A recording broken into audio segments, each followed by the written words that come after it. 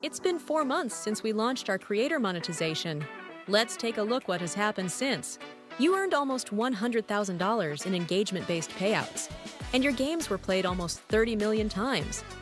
Let's check some of the best games you have made. The best retaining games were Skate Obby, Goofy Soundboard, and Trials Obby. The game with exceptional visuals was Ninjutsu Kid.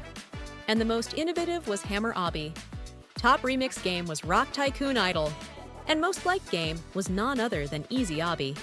We are continuing to improve creator monetization so you can earn more from your games. And now, you can win even bigger in our $100,000 Retention Bounty Challenge. Check more info on our website. See you in HypeHype.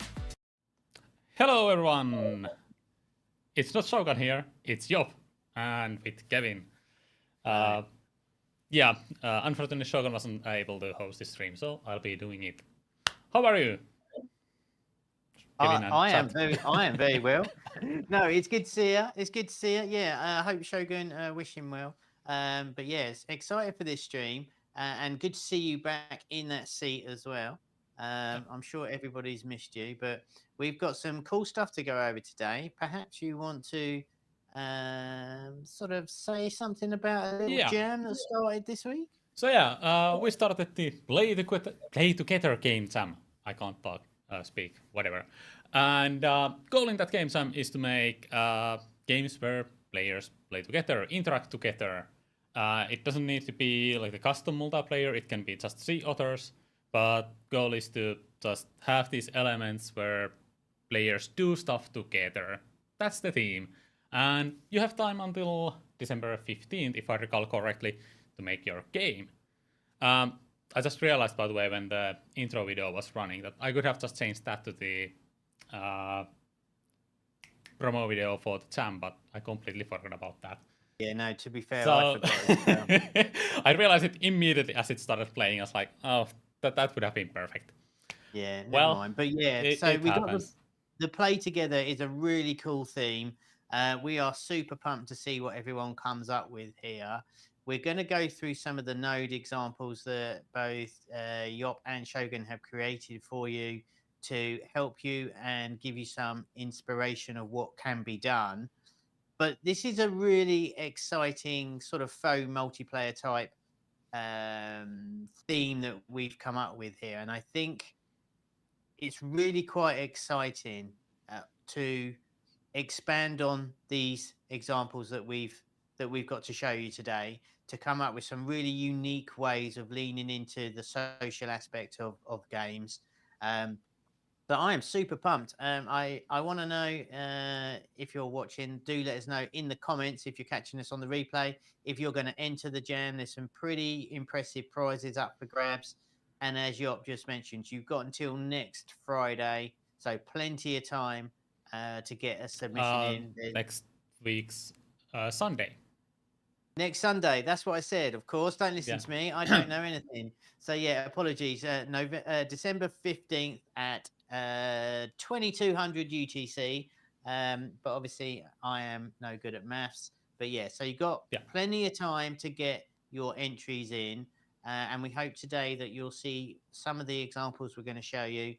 We are going to inspire you to think about what you can build for this or your jam entry. The other thing today, hopefully we can come up with some good ideas. I have taken myself out of the judging, so if I can see any ideas, I am going to be sharing them today, and do what with them as you will. But feel free to steal any ideas that we talk about today. We're here to try and get you excited and pumped about having a game jam entry.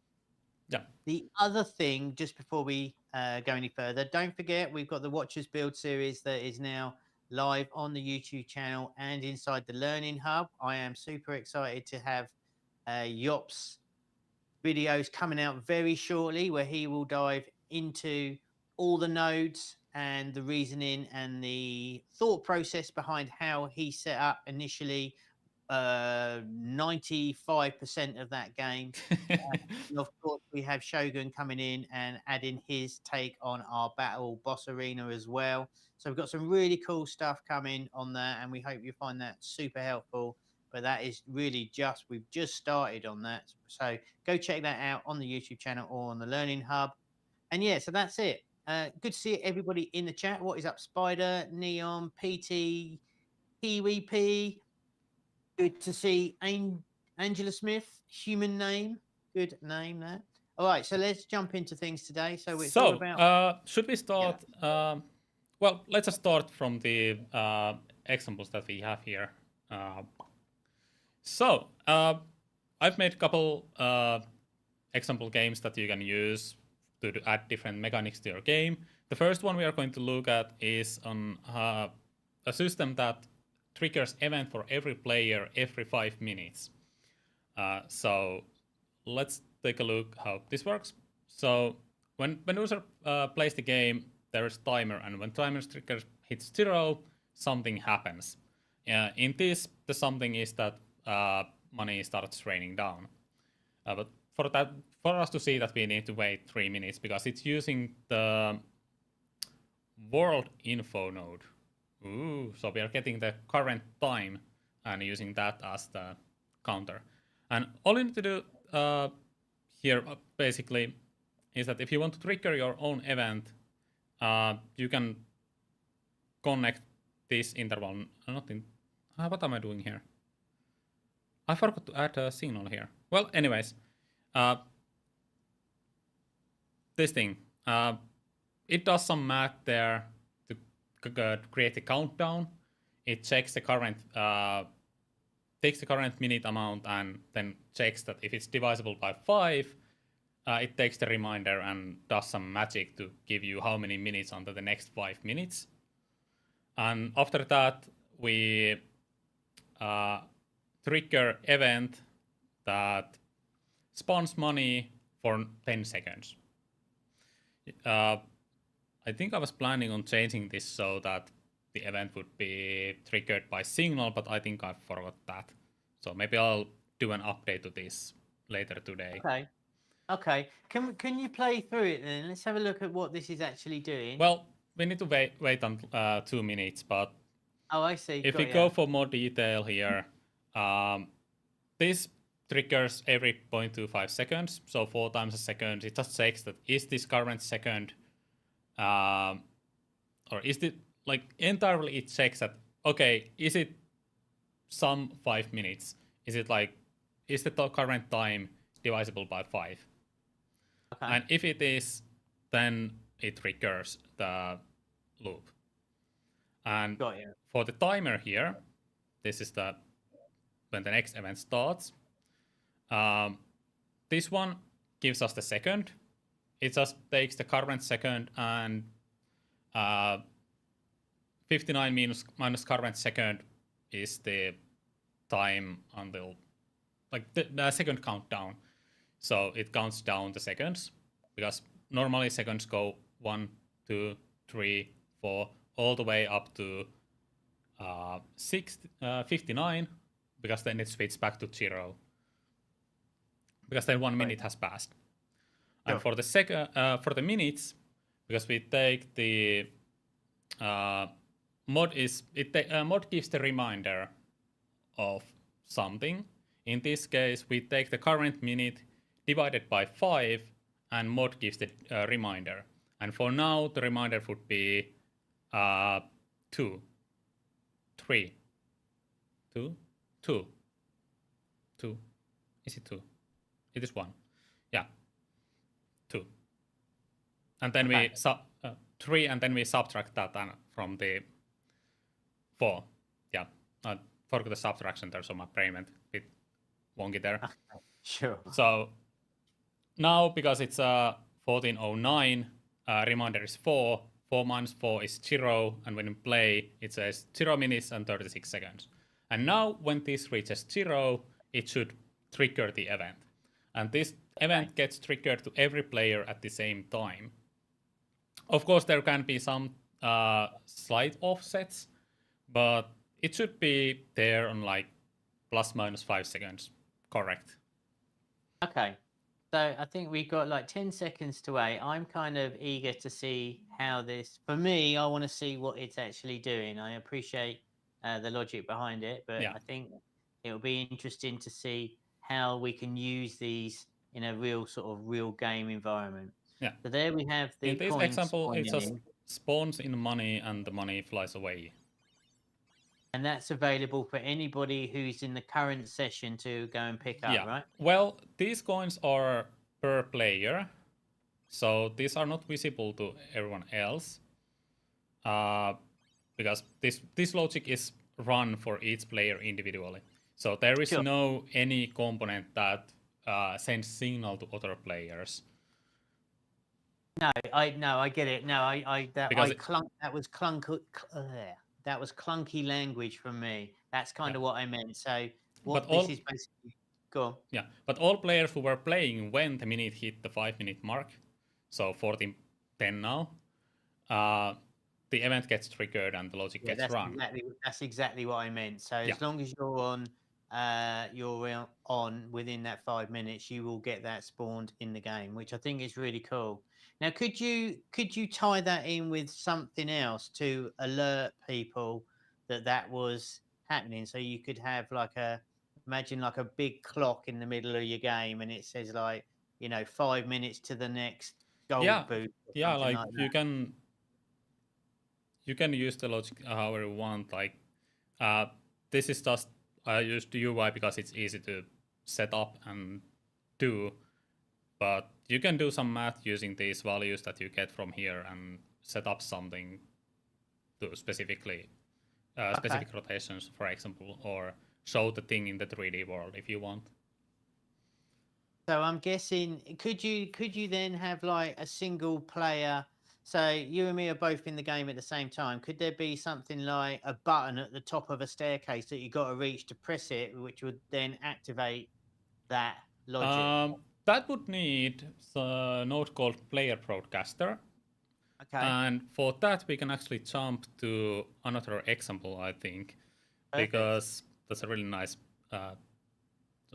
Need to check if I had made any examples using that, or was it just Shogun stuff. These were not. Need to check Shogun's profile quickly, because my example wasn't using the Player Broadcaster at all. Yeah, sure. I mean, I didn't mean to trip you up and get you hunting around for stuff here, but I'm trying. What your job here is to tell everyone how it's working and what we can do, and I'm just trying to put it into a real world example of trying to give some ideas for some games and stuff. For Shogun didn't have. I need to check which one of these had, because these were using player beacons. This one using just changing the thing. This one, yes, I had made it after all. Nice. So if you want to send a notification to someone when, let's say, some player triggers something or collects something, you can use, this template, for example. In this template, I have these simple stars that player can collect, and when another player is in the game, they get the notification that player name collected star. Oh. And hello, Remix King and everyone else. I think I disabled this for the local only, so I need to take that toggle off. But now, if I collect a star, it says collected a star. It doesn't show the name in the playtest at the moment. It shows in the real game. So you get the notification that someone collected a star. And if this is like when we are playing this, I think you can join me from the friends if you want. So we can show this in action. Yeah, that's a good idea. Many of these are like require two people to actually show something. So let's see if we can get this to working. But the goal in this is that like you can easily trigger a notification to someone else that hey, something happened. So now Kevin is here, and when Kevin goes and collects a star, I should get a notification. Hey, KevinW collected a star. Nice. And when I collect a star, then Kevin gets the notification. I do. I get one as well. Yeah. You can't see it. But... bit to the other way. But yeah, no. That's really useful if you want to trigger some other events. Like Kevin said, that someone goes somewhere and something gets triggered. So you can kind of study this template on how to do that. And hello everyone on the TikTok chat. Moi. This stream is on in Finnish. In English, I mean, not in Finnish. That went well. So the way I've set up this here is by using the player broadcaster. And this has a signal called star collected. And in the world, I have this notification container. And in this one, I have user interface that has the visuals set up. And the player name actually has an input called text by ID enabled. That way I can pass the player name of the player who triggered the event. So when we get the signal, this node is called not found at the moment because it's missing the name. That will be fixed in the next update. It's listening to the same star collected signal, and it won't be triggered for self. So the player who sent this signal. That's why I have this one here enabled only for other players. So only other players who are playing the game at the same time will get the information that you collected something. Okay, and what if you've got like, would you get like multiple notifications if there's like 5 people all collecting stars? I set the cooldown here, so you can only get one at a time. Nice. So this on signal received, when you get the signal, the first signal, this node gets disabled, and after 2 seconds, when the notification gets hidden, this broadcast listener will be enabled again. So that means you won't be getting multiple notifications at once, but you'll be having like one at a time. Yeah, that's good. Some notifications will get lost because this isn't set like to query them in any way, but at least you won't be spammed by a million notifications. Yeah, I was just thinking that because if there's a bunch of people in there, that would be kind of annoying. So it's important to put that cooldown on for sure. So yeah, I think that's a really smart. I think that's a really smart sort of way to. It seems like an easy way. I think there's some avenues you can go down there of broadcasting things that are happening in your world, especially if you have some. I like the idea of having some sort of course that other players have got to, complete or get to, and then it announces it that such and such has done that, or in combination with the raining of the coins as well. I think that could be really fun. Yeah. P.T. Jones, I had a question like, are these handy templates available somewhere? Yes, in the jam page, if you scroll down, by the way, can you share the link in the YouTube chat? So in the jam page, we have examples, and all these templates are listed there. And I guess the same thing is also in the Learning Hub. So maybe. If not, they will be there. Literally just sharing the Learning Hub jam page there in the chat. And that way, if you scroll to the bottom of that page, you'll see a bunch of node examples and a load of docs that go along with these templates and stuff, which is super cool. Yeah, I think Kiwi just said like you can send star IDs on a broadcaster and disable the star in every player's world when yeah, that could be possible. Yeah, you can send values using the broadcaster as well. Yeah. One really important thing to keep in mind if you want to use player index, team index, and player name in the player broadcaster listener is that your game needs to have multiplayer info node somewhere in the scene. It's a bit silly limitation at the moment, but I guess that will be changed sometime at the future. So if you are wondering why you are not getting the player name or player index or team index, make sure you have multiplayer info node in the scene. Otherwise, it won't work. Right. Yeah, I just realized I was on my personal account and we blocked the link. So there's the link in the chat now from the HypeHype account. So go and check that out. I should maybe mod you at some point. Yeah, probably. Okay. Enor, yeah, so that's really cool. So Enor says he's taking a little bit too long on his end, so he don't think he'll make it in the time for the end of the jam. But a shame. But yeah, it's a good idea to study on how these new nodes work. In the next example that we are going to take a look at, well, I'm not going to go through the hat example yet, We have two gate examples. First one is the one I made, and second one is the one Shogun made. Let's check the Shoguns first, and then mine. That way it works more nicely. So if you can join me again, Kevin, so we can take a look how this works. Sure. So in this one, there is a gate, and it says 1 out of 2, which means this area needs to have 2 players in it. And that's done using the player beacon node.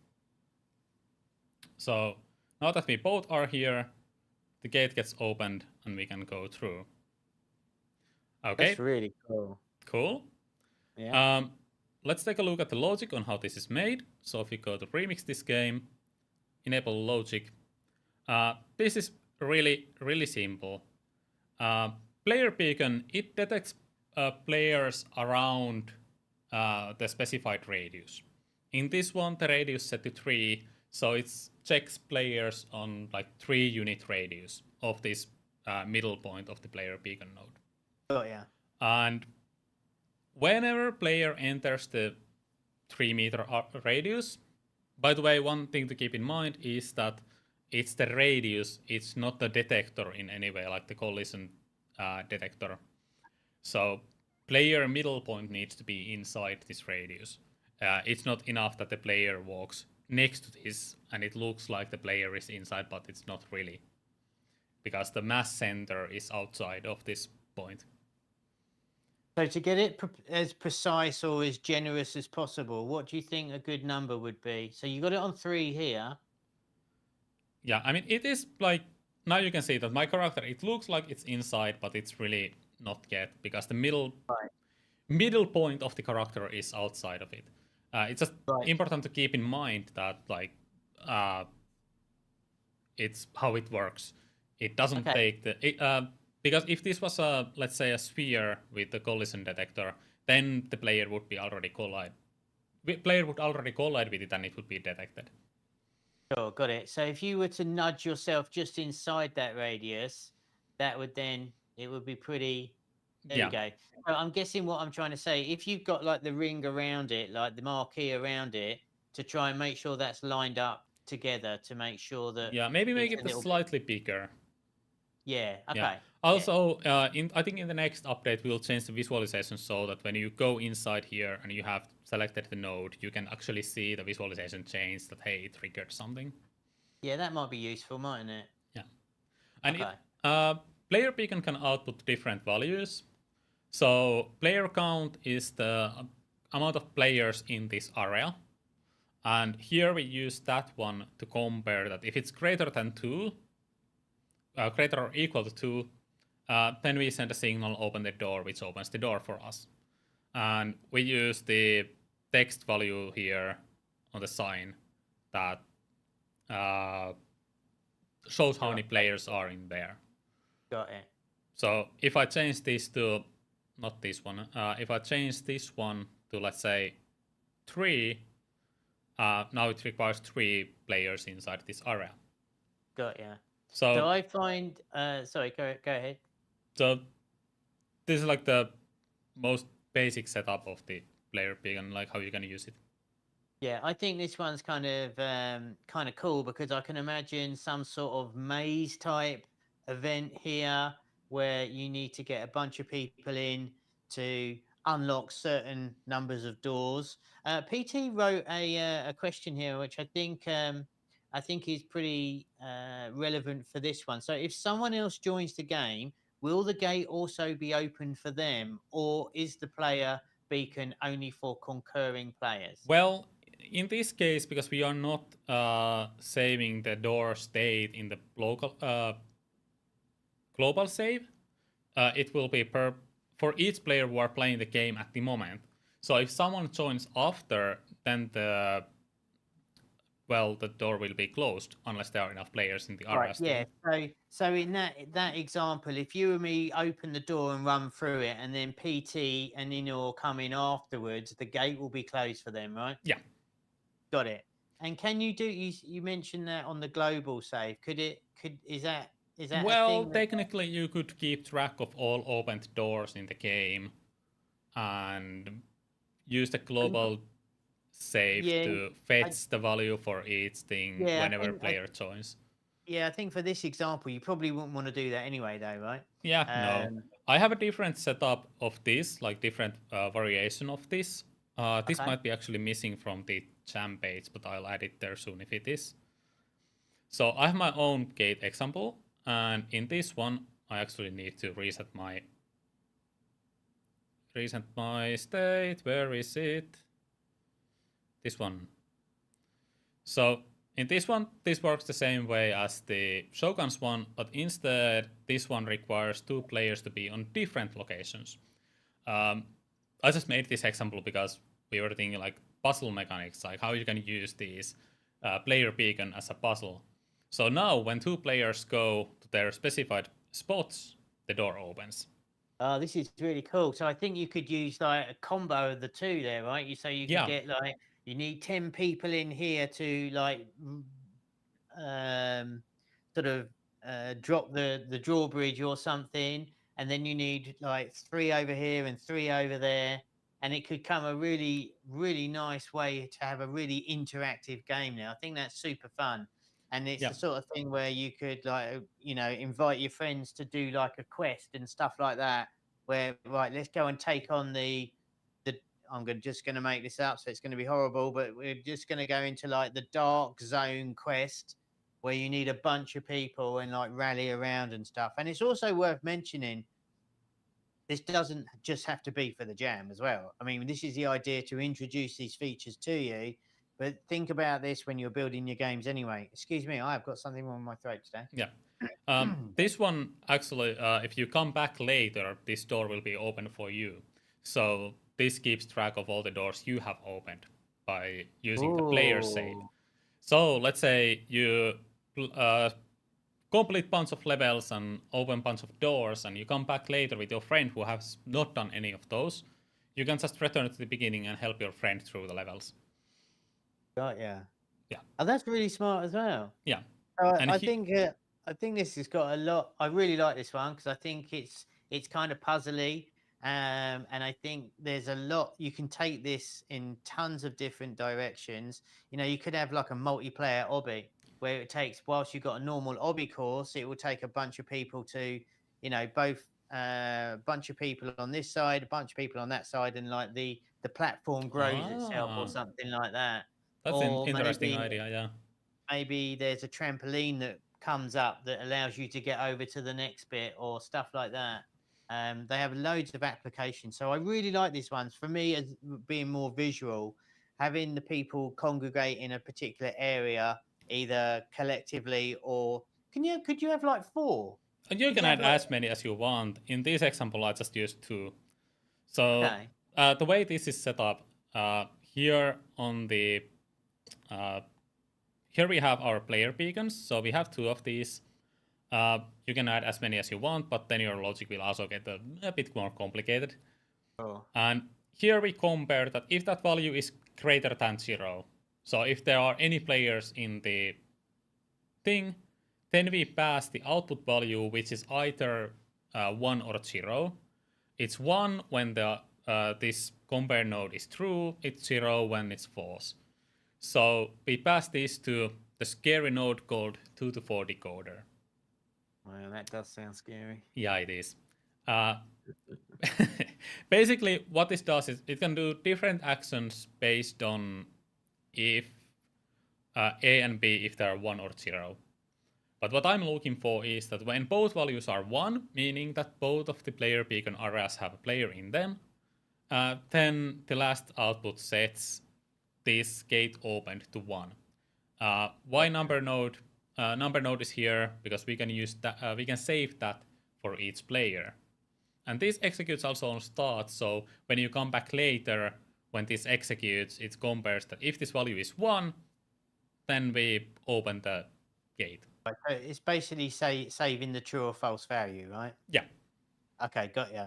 And presumably, yeah, there's so many applications for this one. I really love this idea because I think it's super fun and like, um, you know, if you're thinking about designing anything, make sure from the game design point of view that it's kind of obvious. This is what you've got to do. We've got the marquees here, and it's not exactly very descriptive of what you've got to do. So make sure that you make it really easy and give some instructions that this is how to do things, and even to the point where, like, if you get one person in one circle, have something light up to say like tick, and all that kind of stuff. I think you could have I think you can have a lot of fun with this one. I kind of want to build one. You know, should we go? Can we build another game, please? I guess soon. So yeah. Okay. But yeah, this is like as simple example as possible. So that's why it's not like super decorated or anything. It's just using the pre-made stuff. Yeah, of course. Kiwi asks, is there a limit for global save node? I guess no. I guess you can try to find the limit. Okay. Let's see. Okay, then we are running out of our examples soon. We have 2 or 3 more examples. Okay. The next one doesn't use really any multiplayer nodes, but it uses a neat thing that you can do in your game, and that is to use object changer node to show, for example, different hats for different players. So if you can join here, I'm pretending I'm Shogun. So if you join here, if you can. So object changer, it allows you to change target object to something else. And that information is also carried to all other players who are playing your game, the visual on the player character only. So if Kevin can join us. Okay. Yeah, sorry about that. I couldn't. Hello. Hello. So now, if I change my hat, Kevin will see that change, and if Kevin changes his hat, I should see the change there. Yeah. So if you want to have different visual look for different players, you can do it. Now I remember that's we have one more example that I forgot to add to the page. I need to add it there. But this is technically like really simple to do. That's cool. So this looks complex. Hold on. Right. So if I come into the game here, can I force someone, whoever's new, to put a special hat on them into the game? I mean, you can do it with the logic, of course. In this logic, I'm just randomizing the first hat the player gets. Okay. But if you have some like hat that you want all new players to have this one specific hat, of course you can change the logic however you want. But when I come in, so if another person was to come in now, you're randomizing what they're going to be wearing. Yeah, if they have not played the game before, I'm also saving the current hat they have. So if you set your set a Santa hat on your head, it will be Santa hat the next time you come. Okay. So the way that is done, I have this scary-looking hat system behavior here. Basic setup is that I have glued this object here, this small cube, onto the player's head. I've done that so that I have something that I can change to be something else. And here I have a bunch of other characters that are just reference objects. So these here, they don't exist in the game, but they exist in the editor and help me set up these different hats. And each of these characters have like unique hat in their head, and all the hats are added to this hat list. So as you can see here, I have 4 objects here. Those are those hats. And in the very beginning, when we start playing, we execute this compare node. And if the hat index is -1, meaning that player doesn't have any hat, then we just randomize 1. And this maximum value is depending on how many hats you have on your list. So if you want to add more hats to the list, you don't need to do any changes to the game logic itself. all you need to do is to add a bunch of new hats here. So instead of 4, you can change this to 5, and then when you add this new hat, I'm not going to add the player, so it looks a bit wonky. I have the player on my head. Okay, that's pretty cool. So it's really easy to add new hats in this system. Okay, so the next question is, could you use the same logic there to have like a backpack and put a different... Yeah. So you can glue as many stuffs as you want? Yeah, you can. Of course, you would need to create some logic again, because this is now specifically for hats or objects that are attached to your head. So Right. you would probably want to have another small cube that's behind the player attached to the body. Yeah. And Yeah, then that's kind of where I was going. So basically copy this entire system.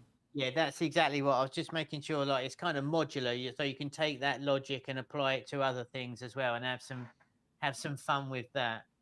To make it, I mean, you could then, in theory, have players spawn in looking completely different if you really went into it, and I think that's kind of cool. Yeah, you can take this like much further than just hats. I just wanted to keep the example once again as simple as possible, because this is slightly more complicated than the previous one. And yeah, of course. But yeah, I'm sorry. I obviously I know that this is literally an example here. So I was just trying to think of some real life cases on how people can take these ideas and expand on them. So potentially you could have, like, I know in Block City they've got like a nightclub or something. So in theory you could spawn into the game and choose your outfit for the club or something like that. You can take it real, like, next level stuff, right?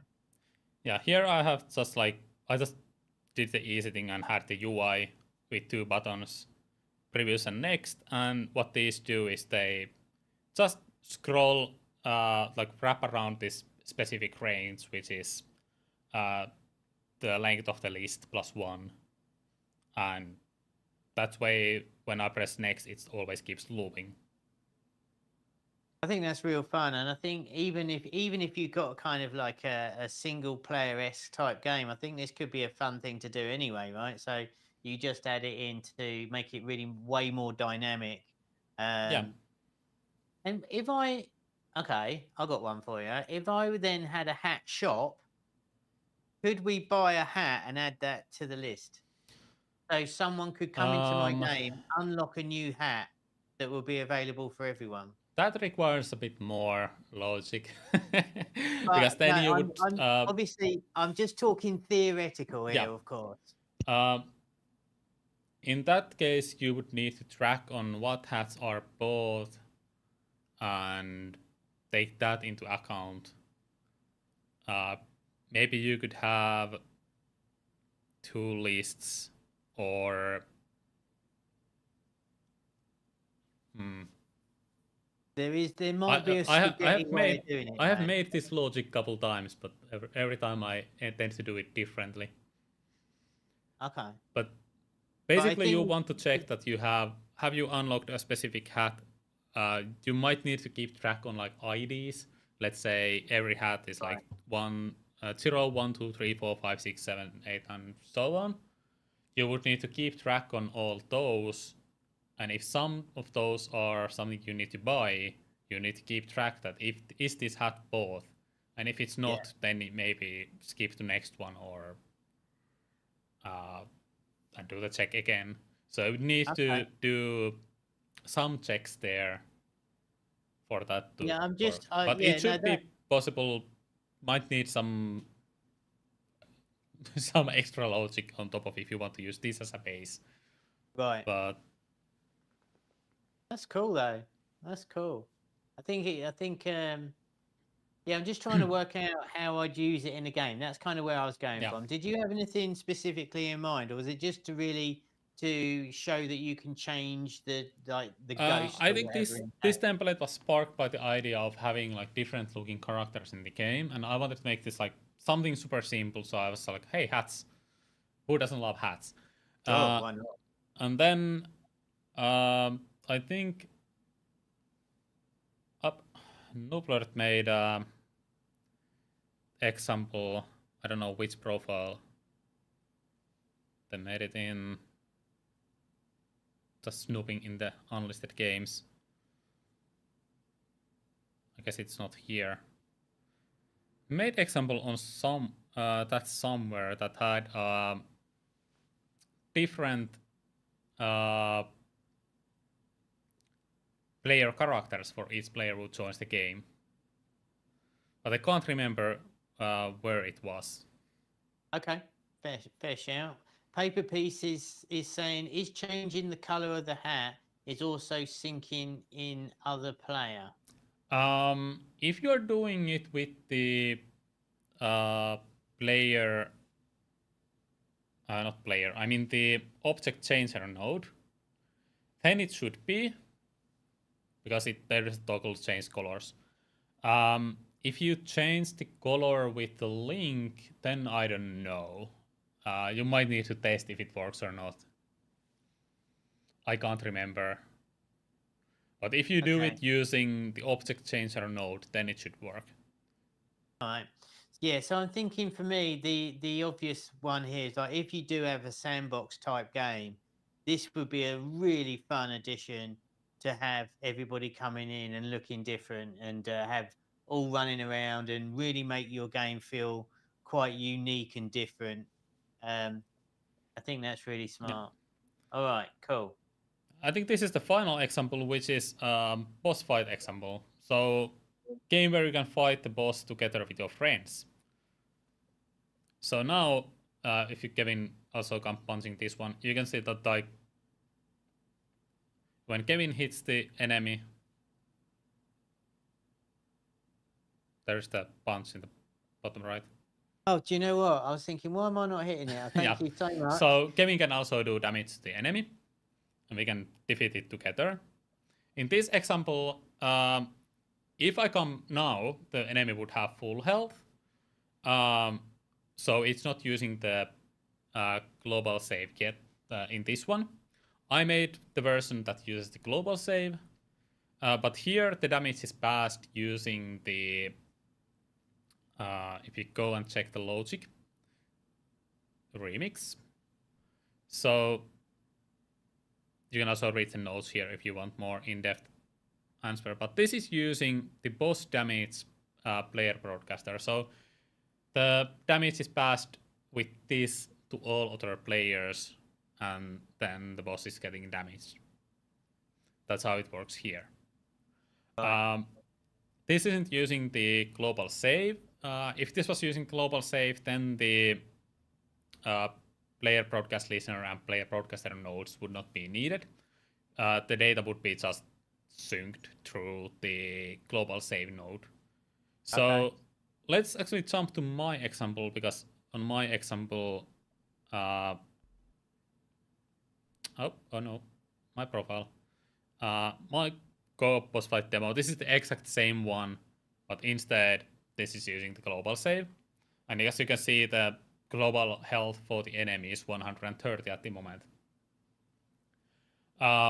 When I do damage to it, it goes down 1 to 5. When Kevin does damage to it, it goes down in the same way as in the previous example. But in this one, this is shared. We both see the same number.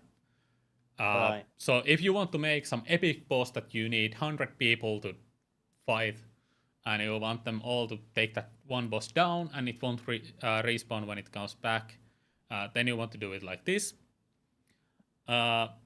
This is basically the same one as Shogun's one, but instead using the player broadcaster, I'm using normal broadcaster. And here on the left, I took a bunch of logic out because it wasn't needed. I connected this broadcast listener directly to the boss health global save. Right. And this is super cool, this one. Yeah. So this uses not a new global save node, and this is basically shared persistent information for all players who are playing the game at the same time or come to play later. So you can think of this as like you have the player save that's dedicated to one player only. I collect 1,000 games. Those are only my games, and those are safe for me when I come back later. But let's say this boss health is actually safe for the game. So if I do something in the game, I damage the boss. Okay, boss has now 295 health. I come back later. The boss health is 250. Wait. Well, that means that because it's saved on the level, if someone else comes there and deals damage to the boss, you will get the latest updated value when you come back. So it's not safe for you, it's safe for the game. Right. That's really cool. And So I can go on. one extra thing on this global save node that is really good to know is that this output here only executes when server sends you the latest information. So when I deal this damage, I push the damage, subtract whatever value from the current boss health. It won't execute the compare node immediately. There will be a small delay, just a lag between the player and the server. So when you send the information that, hey, I dealt -5 damage, the information goes to server. In the server, we subtract whatever the value was, like 5 from whatever the value was, and then send the updated value to the player. And when the value comes back, then this output executes, and the logic gets run. So, right, so it's pretty much real time, but there will be like some kind of tiny delay or a little bit of delay. Especially at this moment of time when we don't have our servers are still like a bit far away, so we don't have that many servers. So the lag or ping could be a bit high. But yeah, sure, but it won't be. It's not as if it's like horrific. It's just it's not as quick as what some of us might be used to when we're playing other online games, right? Yeah. In this example, we don't have like definitely need to when the player enemy health reaches. Actually, if this is true, wait, less or equal. What does this show? It just hides that. Maybe I can just. I'm not going to do it. I was thinking that I could just reset this, but I'll update this so that the player boss health just resets later. But yeah, and this extra logic bit on the end here is just like the damaging thing. So if we damage this enemy, well, this actually won't work in the playtest at the moment. It will work in the next update. It will just move the thing around a bit and adds the particle effect. Okay. Right, so honestly, this one is super cool. So I think there's a bunch of stuff you can do with this template. I would love to see some multiplayer type social boss battles here. I can imagine like we said, you can even like what I think's really curious about all of this is whether or not you can mix and match these templates to have them work together for social sort of you chain them together so we can unlock and open a gate that then multiple people have to be involved in. Then you can sort of like run up and everybody congregates on a single circle to open the gates to the big boss that's behind it. That then puts a broadcast up saying Yop has opened the boss gate. Come and fight the boss with us. And then you get 50 people all battling the hell out of one of these big bosses. And I think you could have a whole series of that. And I think that one is really quite smart indeed. I would love to see someone do something like that. Yeah. And the way it's saving, the two different various ways of saving this, it means that it's still relevant as a single player as well. It doesn't just reset itself every time you go in, which could be really frustrating, I would say. But you could sort of use this as well for almost live events in your games as well, couldn't you? Like to have stuff open at a particular time. I guess you could have some event like, let's say, when players have defeated 500 enemies, you trigger a global event for everyone. That's something you can do, for example, and using the like, player save. Yeah, and then you could have like all the coins rain down from the sky and stuff like that. Yeah. And make it really worthwhile, logging back into your games, which again would then increase your retention of your game. It increases your play sessions. It's like all the things go up if you can start attracting people back in for these sort of timed events or multiplayer events. So I think this stuff is real next level stuff, and I really love it. I think it's got so much opportunity here to come up with something quite unique. I mean, these are just the sort of like the low hanging fruit examples that we're coming up with today. But I'm guessing, if you had some sort of adventure game, then you could have like potentially, I'm just going to make something up. Like you could have a boat that comes in at a particular time that then needs 10 people in the game to then get on the boat, which would then take you off to a special island, so it's really sort of exclusive and really quite exciting for these things to happen. And it makes your games feel really alive. I'm so excited about this. Francis says, yeah, it's pretty cool. If anyone's got any ideas in the chat, give your best ideas away for people who have lasted this long on the stream or on the replay.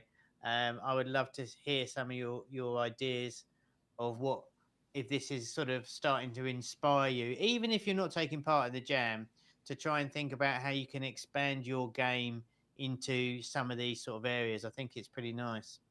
We got core nodes for almost every multiplayer mechanic, so that's cool. Yeah, it is. There's a lot One thing of we kind of glossed over is like the difference between the two different like multiplayer modes. We didn't really go over that, but like for the play together jam, if you want to make a game, the goal is that players interact together. And these examples that we made, none of these are actually custom multiplayer. All these are basically the easier way to make a multiplayer game using the See Others feature. And we highly recommend that if you are taking part in this jam, the See Others is much easier to get started than the custom multiplayer. Yeah, that's a great point. So this is kind of fake multiplayer, but not fake. It's a kind of a weird somewhere in the very beginning, it was more like fake because the only thing you saw was just like a visual of the other player. But now, after updates, you can actually interact and send signals to other players.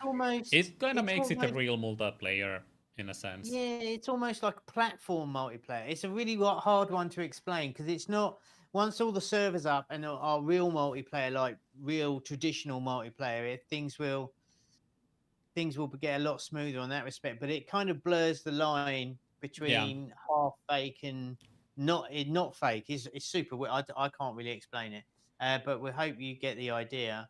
Let's just see. PT says, just imagine a team-based door unlocking mechanic, more people, faster door unlocking, or operating a switch. Yeah, exactly. Maybe you could have like once the gate opens, then you got 4 colors, and there's a yellow door, so everyone has got to race to the yellow circle to unlock that door within 10 seconds, right? So you can like have timed stuff like that as well. There's so much you could go here, and I'm sure we could go down a rabbit hole for ages. But yeah, I really love the idea of playing together theme to encourage these activities for everybody to take part in. You just need to be a little bit careful that if you are in as a single player and there's not many other players in the game, I think you need to come up with a solution that would deal with that as well. That's the only sort of downside to it, I guess. And we have now updated our documentation regarding the multiplayer, and we actually have like what you can do in different modes. Only chat is basically just single player. You can see that like because whenever you start playing a game, it's basically a session. There is a chat. You can see the score and in-game leaderboard, and you can even trigger events to other players using the player broadcaster, but you can't see other players in the 3D world, on the game board. Right. Sea Otters lets you do much more like different things. I don't know why this one is missing. Assign unique look for each player. It should be possible in the Sea Otters as well. I guess it was just forgotten. But it's more closer to like a real multiplayer. And the custom is basically full-on real multiplayer, as real as it can get. It means all the physics and everything is kind of well simulated, like synced properly. Of course, there are some things that might get off sync, but basically, it's as closer to real multiplayer as you can be. So you can collide with other players and collide with objects so that it reflects to other players. Like a normal multiplayer, right? So Pity Jones, the question. So the jam is valid for both Sea Otters and custom multiplayer hypes. Yes, of course. If you somehow manage to make only chat game that interacts with other players in some unique way that we have not thought of, and it blows us away, of course that can also win. But we highly recommend that like the Sea Otters is the one that we are now kind of pushing you towards. Yeah, and it's easier as well, of course. It's easier, and it's like, it's just, yeah. Custom, we have some templates for the custom multiplayer, and I think Yako 2 made this really nice, I can actually play that game for a moment now. It's in here, Chain Monkey game. So you can definitely make some super amazing, oh no, what's happening? Okay, well, this is the issue with the real multiplayer games. It can get challenging to play. It can cause some issues. This definitely did. So yes, that's a real multiplayer. But setting those up is super challenging compared to Sea Otters. Because you need to do the player spawning. You need to assign the player controllers. You need to do a bunch of stuff to get them working. They don't work out of the box. Sea Otters, it just works. Yeah, exactly. So I've gone into that other one as well, and it's like it's a little bit broken. So yeah, just stay away. Well, not stay away, but yeah, concentrate on the Sea Others side of things. There is a lot of untapped potential in there anyway, and the execution from your side of things is a lot easier. So it's a great question, PT. But yeah, I think I am really looking forward to seeing what can be done in these